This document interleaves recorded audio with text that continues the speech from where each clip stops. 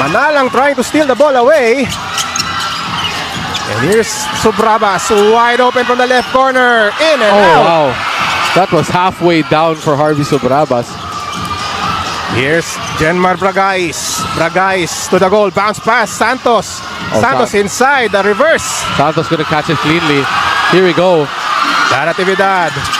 Oh, that's a goodness. Galoy with a sorry miss. Look at the dive by Completo. And Santos falls down as well.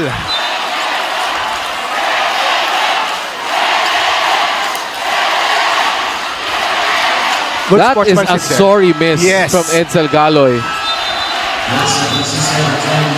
Look at this. Natividad. That's a perfect pass from Dan Natividad. And that doesn't get easier if you're Edsel Galoy. And then the dive there by Completo. And here comes Mayo back in for Edsel Galoy. Lancer Khan on your screen. Again, he came alive here in the second half.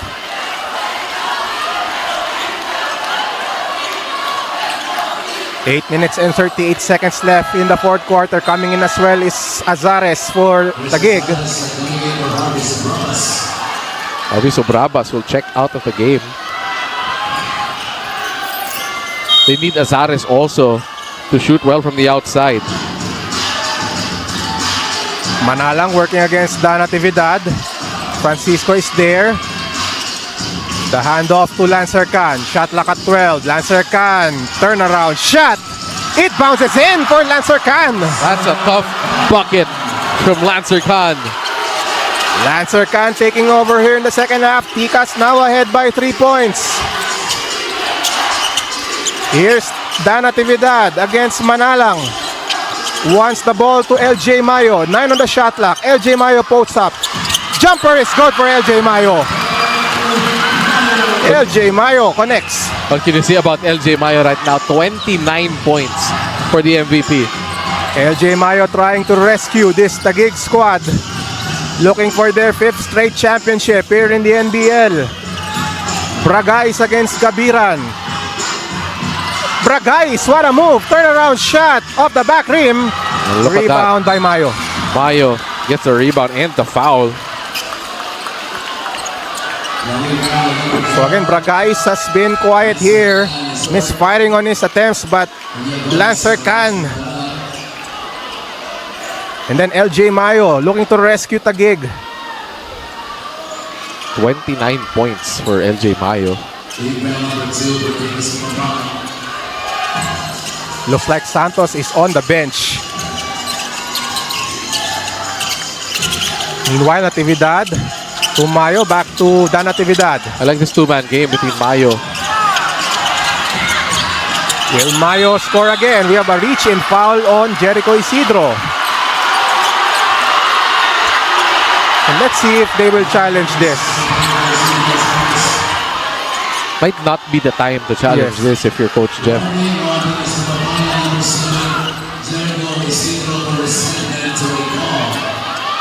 It's only your second team foul either way, so Taguig will regain possession.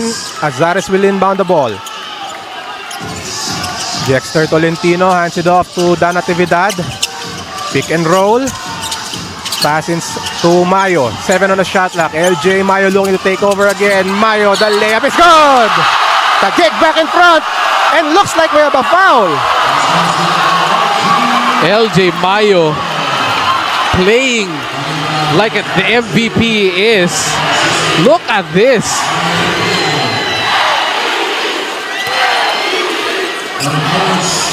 What a move there by LJ Mayo. One-on-one against Jericho Isidro. Scoring on that finger roll once again. Mayo around and out on that free throw.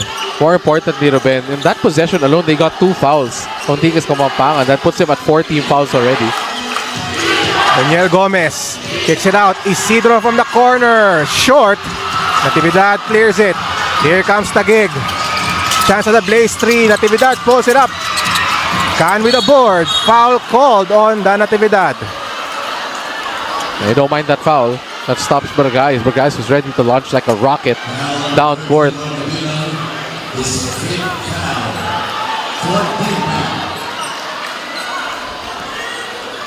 So now Bragais will inbound for Tikas Kapampangan.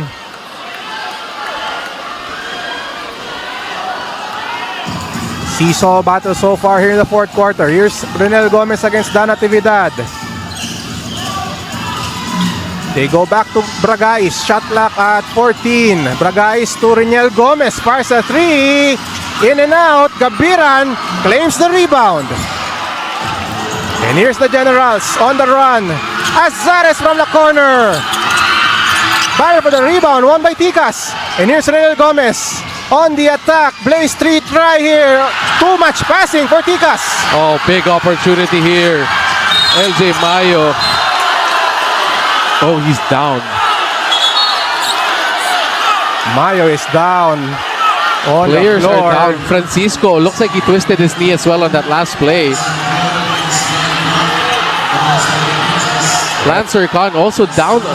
Oh, Gomez is still down as well on this side.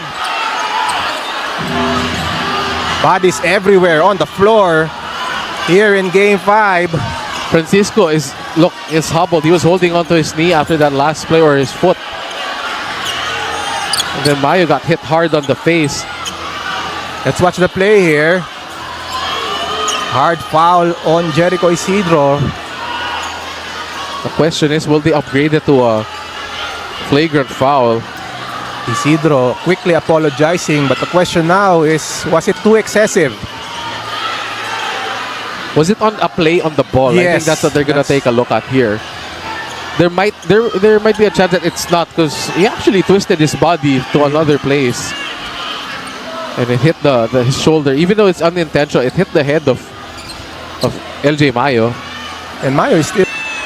Mayo, you know, he's a veteran of the NBL, Yes. but he's only 25 years old. Wow, yeah. I mean, he's been here since, I think, the start of the Yes. NBL. And he's just gotten better and better and better every single year. You don't usually see that in a 25-year-old player. LJ Mayo already has gained a lot of experience here in the NBL. So it's just a foul. So it's going to be just a regular foul. 2 shots, though, I think, for LJ Yes, 2 Mayo. shots. For LJ Mayo, though, he's missed a couple of free throws already. He has 3-point play opportunities earlier that he's missed, but these 2 free throws are very important. Gabiran back on the bench for Taguig. LJ Mayo taking 2 free throws. 32 points, Ruben, for LJ Wow. Mayo. Keep in mind, Tikas already in penalty. Mayo makes the second shot. Taguig up 3. Gomez against Dan Natividad. Victoria right there for the screen. Daniel Gomez attacks, kicks it out. Bragais for the tie. Shoot! And Oh, look who Mayo, gets it. the MVP, grabs that board. Under 6 minutes to play in Game 5. Dan Natividad directing traffic. Tolentino with the screen. Pass inside. Read perfectly by Lancer Khan. Forward pass. Bragais. Chance for a Blaze. 3! It is! That's a bad foul by Azares. And Bragais with a chance at a 4-point play here. And just like that, Tikas can take the lead again. Just when you thought Taguig had some breathing room, That was a bad foul by Azares. and you're gonna foul, you have to foul a bit harder than that. And again, Bragais. Mythical team member. Yes. Perfect time for Bragais to produce offensively. He misfires on the free throw. So we are tied at 87. Mayo, inside pass. Quick foul there by Gomez, and he Problem is, acknowledges it. It's a penalty already, so.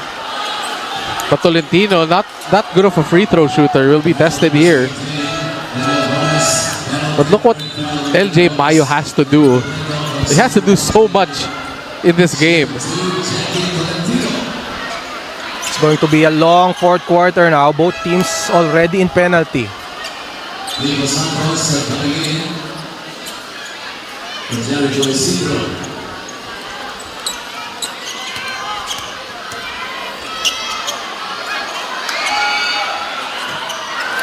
Big miss here by Tolentino. 5 minutes and 27 seconds left in game 5. Tolentino second free throw, no go. Bragais with the leather against Galoy. Victoria with the screen. Drive inside by Bragais. Passes it to Lancer Khan from the corner. No go. Oh, what a board by Tolentino. They needed that rebound. On the run is Dan Natividad. Corner pass. Mayo is on the bench. Completo. Galoy has to do something here. Nice fake by Completo, and he gets fouled hard. Completo will shoot 2 free throws and they will review this one. Possible flagrant foul. What a fake by Completo. This is played and from the respective benches that observe the proper bench scoring. Bragais does not agree with the call, but referees If you're will a take a player, look. Ruben, you've never fouled anybody ever. Right.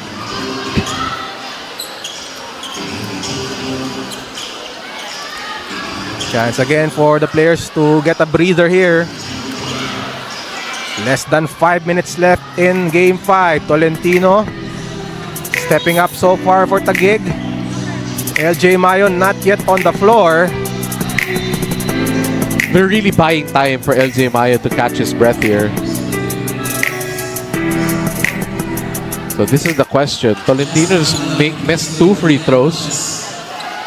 Again, as we said at the top of the broadcast, Ruben, the free throw shooting will be the decider here.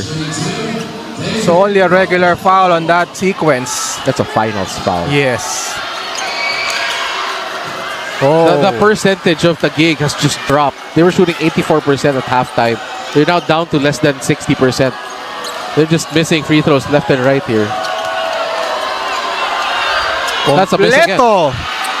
That's 4 straight misses for Taguig. Bad miss there for Completo. That was off to the left. So they're 17 of 32. So they're almost at the level right now of Taguig, of Ticas. Khan pull up, no. Tolentino grabs the miss. Natividad will set things up for the Generals. Tolentino with the screen. Galoy has to do something here for Taguig.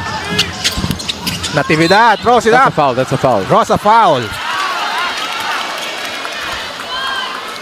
And Natividad again will be tested at the free throw line. It has become a free throw shooting contest this game 5. Natividad double-double. 33 points in game 5. Oh, and Natividad misfires. That's 5 straight free throws. Natividad in the off-season, that's what he has to work on. He's a great shooter, but for some reason at the free throw line, he has a tendency to miss. This time, Natividad making it. Taguig in front once again. Manalang against Azares. Manalang. Oh, Nice good strip defense. job there by Natividad. Natividad on the run. Loses it. Strip from behind by Lancer Khan. Here's Bragais. He's an open lane. He stops. Waits for his teammates. Pass inside to Victoria. Oh, good steal by Mayo. Read that perfectly. LJ Mayo with a steal. Natividad has to let this go. He's holding on to it too long. Here's Galoy at the left corner.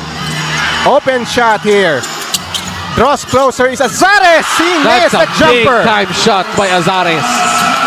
And Taguig now with a 3-point lead after that jumper by Azares. And Jeff Chan, the head coach of Ticas, wants to talk things over. A rare timeout in this game. That was a tough move there.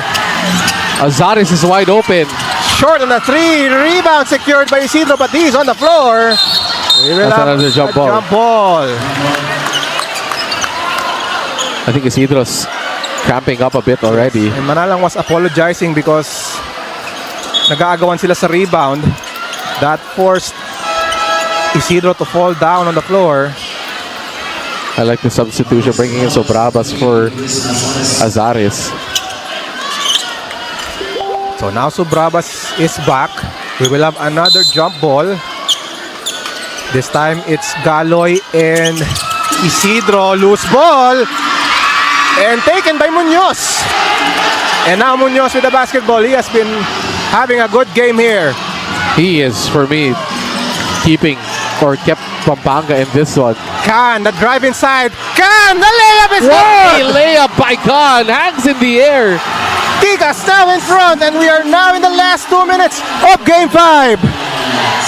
The road team ahead. After trailing by as many as 15 or 18 points. Oh, they go to the MVP. Mayo Oh, what a third. spin! Mayo draws a foul. And he's holding on to his head. What a move by Mayo. But look at this. Lancer Khan hangs in the air. Hang time. And Lancer Khan was quiet in the first half, and again he has erupted here in the fourth quarter. But now we have 2 free throws for LJ Mayo. He will look to tie the game. Look at the free throw numbers right now. 18 of 33 for Taguig, but again, That just dropped for Taguig. the first one does not go. They've had so many attempts. More attempts here in the second half, but they've missed so much more as well. Again, if you're Taguig, not the type to panic. Yes. 143, but still, it's still just a 2-point game. LJ Mayo looking to atone. Second shot around and out. Oh, that's a bad foul by Galoy. That will put Munoz at the free throw line. That was a clear foul. And again, Munoz was there for the rebound.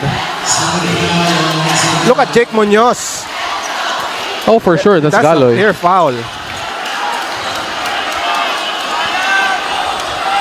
And again, Jake Munoz stepping up for Tikas Kapampangan. He will shoot 2 free throws here.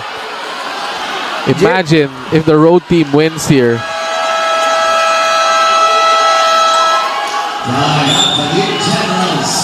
And we have a timeout on the We have floor. a timeout. We will return after this break. Back on Aliw Channel 23. Look at the numbers of Lancer Khan. And he has stepped up big time here in the second half. 15 points, 2 rebounds, 3 assists, 3 steals, including this running shot to give Tigas Kapampangan the lead after trailing by as many as 18 points.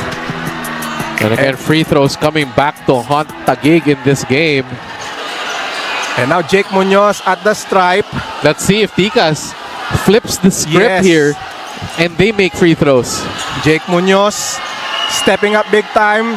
Only 3 points in game 4. 0 points in game 3. But he has 14. Big turnaround for Jake Munoz. And now he's at the line looking to convert. If there's an MVP for just this game, Yes. it's Munoz. Can shoot, but the catalyst has been Munoz picking up that playmaking cudgels for Tigas Kapampangan. Munoz, crucial first free throw. Shot there for Jake Munoz. He has played with a lot of Pampanga teams, and he connects 2 for 2 for Jake Munoz. If you're a fan of Taguig, it's not the time to panic. Even if you're the Generals, it's still a long game. Man, LJ Mayo 6 to shoot, jumper is short, and Khan secures the rebound. Here we go, a shot here. Might just deliver the championship for Tikas. Khan wants a nice pass now with a 6-point lead on the road. Right now, that is the silencer. The crowd of Taguig stunned right now. What a big turnaround for Tigas Kapampangan. And again, the comeback kids. Look at this move. Lancer Khan with the drive. The pull-up shot and then the friendly bounce for Lancer Khan. And look at his face. Look at the emotion. Jasper Manalang giving him a hug. Wow. And Tikas now on the cusp of their first championship for the franchise. What an upset if they go on to win the championship. If you're Taguig, you were up by 15 Yes. in Game 7. But 5 Yes. seconds to go. Still a lot of time. And again, there's still that Blaze 3 option as well as the free 3. Sometimes I feel like for Taguig, it's a clutch situation, but they still go to their sets a bit too slow. I mean, it's not time to panic, but it took him 20 seconds just to give LJ Mayo the ball in the post, and you're coming from 4 down. Look at the fans of Taguig, silent. The fans of Tikas Kapampangan who made the trip here. Look at them. Will Game 5 be the game where a team will win on the road? Yes. How poetic, Wow. Ruben. That's going to be crazy. Coach Jeff Chan, first time coach. Yes, another great story if Tikas can pull this off. But again, a lot of time on the clock. Taguig has the championship experience. Again, still a lot of time for the defending champions. Natividad at the right side against Lancer Khan. They go to Azares. He fakes a 3. Azares with a drive. The layup is Oh, that's a short. sorry miss by Rebound Azares. by Tikas. The Generals might just be dethroned tonight, Ruben. Their 4 straight championships might be broken here. And Azares, that is a sorry miss by Azares. He can't get wide open, more wide open than that. And then who gets the rebound? It's Jake Mulang. It's the first free throw. It is now a 7-point lead for Tikas. Coming from 15 down, not giving up. Just they kept battling and battling in this one. And Mayo, though, 33 points might just go down the drain for LJ Mayo. 8-point lead. No timeouts anymore for Taguig. Mayo denied, but there's a foul. Mayo gets fouled and he crashes into the crowd. And again, this was once a 90-87 lead for Taguig. And we have to go back to those misses at the free throw line for Taguig. Ruben. They missed, I think, 1 out of Yes. 7 here in the fourth quarter. Natividad made 1 out of 2. Mayo missed 2. So many players missed. Tolentino missed 2. So many players missed. Tolentino missed 2. And then meanwhile, Pampanga, Tikas Kapampangan started making their... Yeah. And then meanwhile, Pampanga, Tikas Kapampangan started making their free Yes. throws. And look at how Pampanga has defended the Generals. The Tikas Kapampangan has defended Taguig here in the second half. 19 points only in the third quarter for the Generals. 14 here in the Wow. fourth quarter.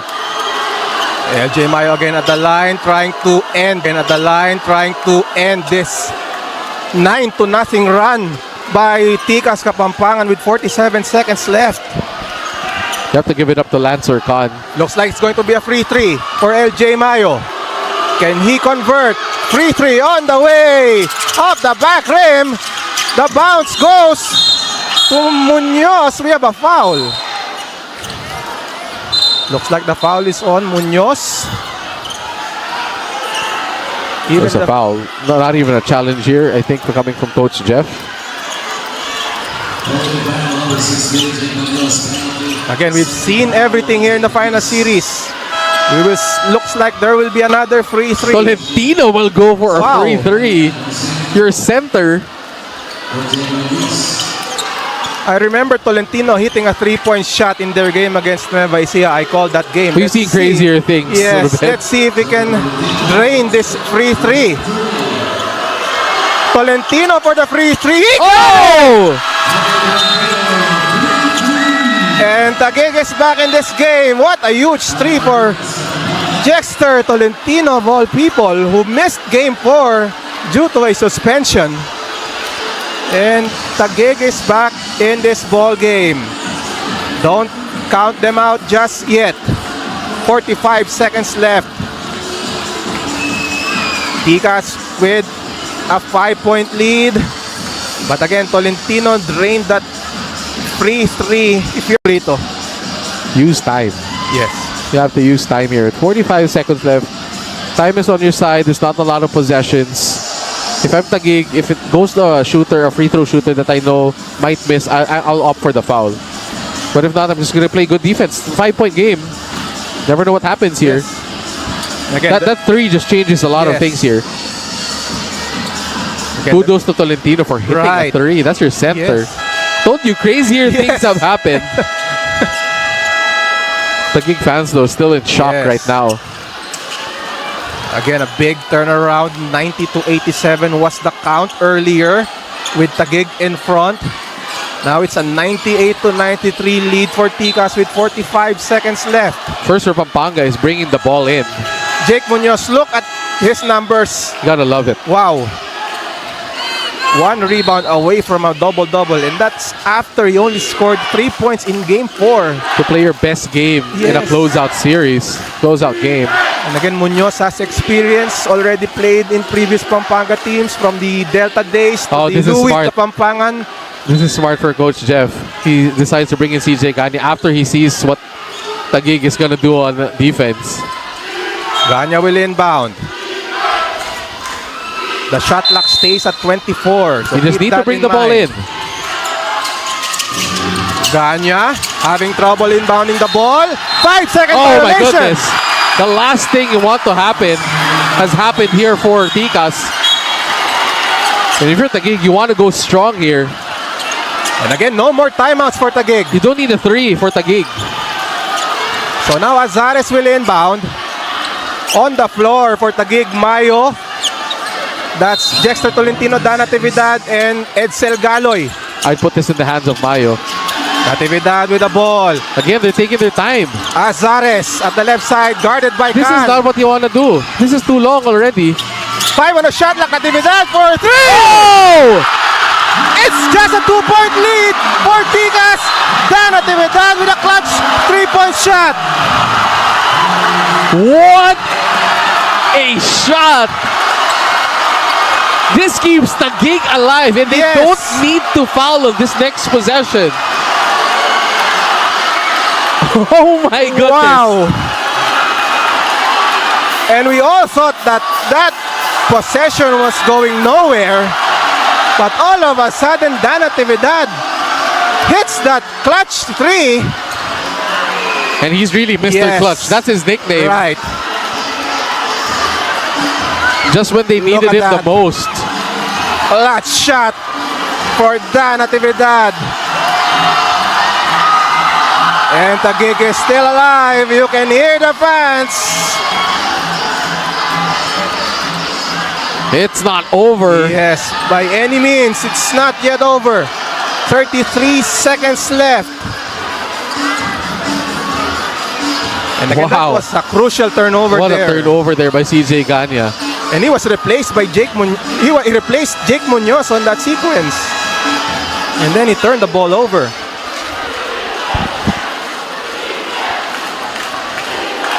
And all you have to do here is get a stop. If you're Taguig. Right. The problem is you don't have timeouts anymore. Yes. Well, I think That's crucial. Ticas has one more timeout. But you gotta bring the ball in. That's the first thing you have to do here. I'm sure Coach Lou is doing double duty here, offense and defense, whatever happens. So now it's Bragais inbounding the ball for Ticas. Ganya has been replaced. And you can hear the fans. Here we go. What a classic Game 5. Look at Dan Natividad's numbers. 19 points, 5 rebounds, 8 assists, 2 steals. Bragais will inbound. And It now goes. it's... Oh! A steal by Dan Natividad! Natividad loses it!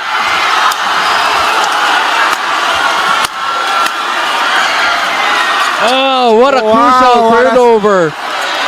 A stunning turnover here as we watch this. Stripped by Dan Natividad. But again, he loses the ball and it's Ticas basketball. And now that actually uses a bit of time here. So the time difference between shot clock and game clock is 2 seconds. So Yes. they might need to foul. Here's Bragais. They will inbound at the backcourt. Oh, that's a turnover. That was a bad pass by Bragais. Are they calling it a foul? I think they called it They a foul. will call a foul. Pushing foul. They call it a foul. I And thought it was a Coach Bing turnover. Victoria did not like it. 25 seconds left. They have a challenge though. Yes, they can challenge it.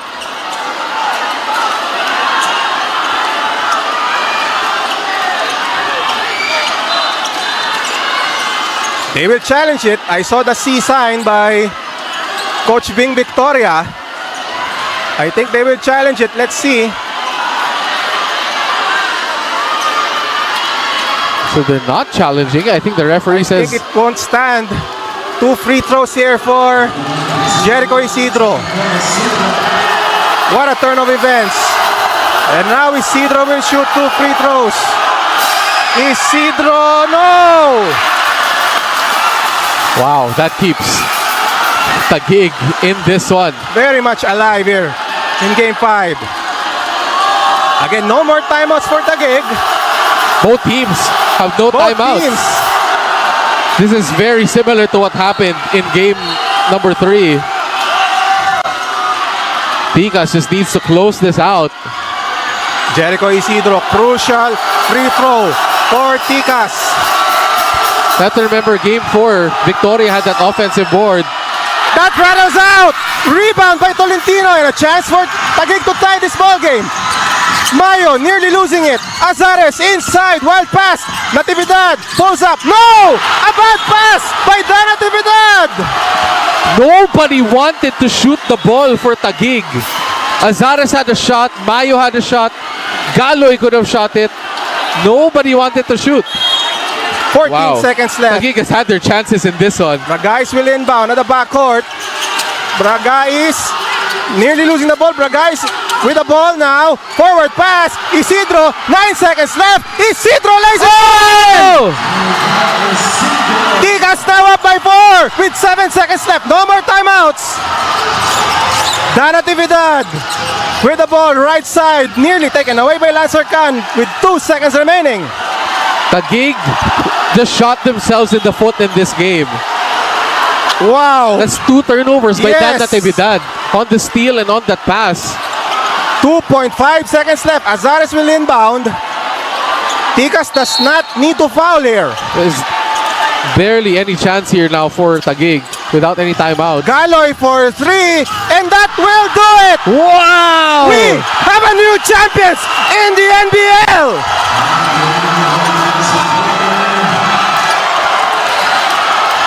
Ticas Kapampangan does the improbable.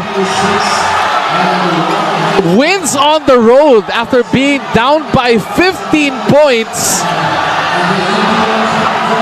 Takes down the 4-time defending champion. Has ended here in Taguig following this gutsy victory by Ticas Kapampangan, the new champions of our homegrown league. And if you're Taguig, execution down the stretch. Nobody wanted to shoot the ball in multiple possessions. Remember the play before the turnover by Natividad? They had a chance but nobody wanted to shoot it. Then Natividad just throws it away. He should have shot that ball. Yes. He's the clutch guy there. He actually had an open shot after a fake. And the fans who came all the way from Pampanga now on the floor celebrating here Well at the deserved. Hagonoy Sports Complex, Andre. Well-deserved victory for Ticas Kapampangan. What a victory by this team. So many heroes. Yes. Isidro missing 2 but hitting that last layup.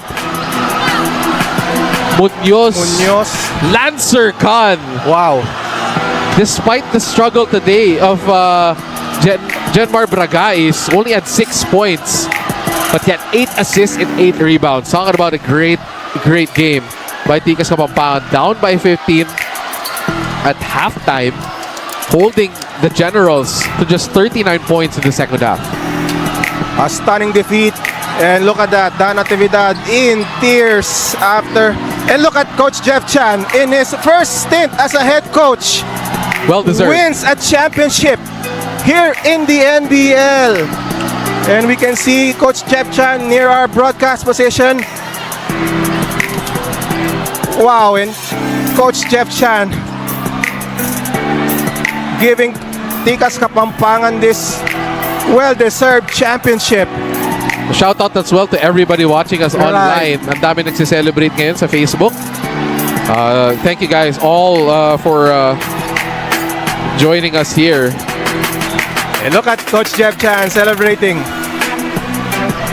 But again, Tikas Kapampangan, wow. And again, Pampanga is back as champions here in the NBL.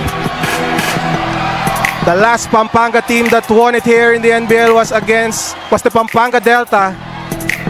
But again, this province, we all know their reputation. They have a lot of talent. Again, it's just relentless. Yes. Relentless from Tikas Kapampangan. Whether they're scoring, whether if they're on a run, they're down by 15, they just keep playing hard. That's what I love about this Tikas Kapampangan team. And our final score again, Tikas Kapampangan coming back from behind, beating Taguig 100-96. We will come back with the awarding ceremonies.